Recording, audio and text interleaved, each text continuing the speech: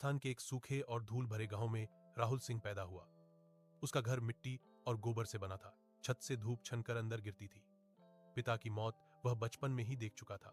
एक निर्माण स्थल पर हादसा और उसके बाद सिर्फ चुप्पी।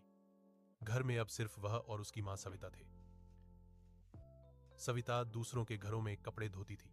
सुबह से शाम तक नदी के किनारे बैठकर साबुन और पत्थर से उसकी उंगलियों की खाल हमेशा फटी रहती थी।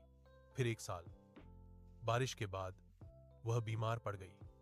सांस तेज हो गई, सीने में दर्द रहने लगा। गांव के वैद्य ने बस इतना कहा, शहर ले जाओ, दवा महंगी है लेकिन जान बच सकती है। घर में पैसे नहीं थे, एक भी नहीं।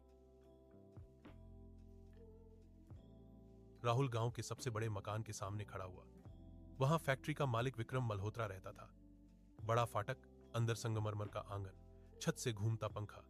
राहुल जमीन पर बैठ गया, हाथ जोड़ लिए। बोला कि मां मर रही है, उधार दे दीजिए, जिंदगी भर काम करूंगा। विक्रम ने उसकी तरफ देखा तक नहीं, इशारा किया। दो आदमी आए, राहुल को घसीटकर आंगन में ले गए। लाठियां पड़ी, धूल उड़ी, उसका चेहरा जमीन में दबा दिया गया। किसी ने हंसते हुए कहा, गरीबों की उम्र भी क्या बढ़ानी। फाटक बंद हुआ। राहुल सड़क पर पड़ा रहा। उसी रात दिए की कमजोर रोशनी में सविता की सांस रुक गई। राहुल ने उसे पकड़े रखा देर तक। सुबह नदी किनारे उसने अकेले उसका अंतिम संस्कार किया। धुआं आसमान में घुल गया, उसकी आंखों से आंसू नहीं निकले। अगले दिन वह गांव छोड़कर निकल पड़ा। सबसे सस्ती ट्रेन में खुले दरवाजे के पास खड़ा होकर वह मुंबई पहुंचा।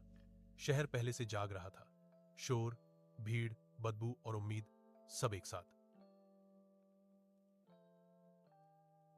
उसने निर्माण स्थल पर काम किया। सुबह 5 बजे लाइन में खड़ा होना, ठेकेदार की उंगली का इंतजार। चुने गए तो काम,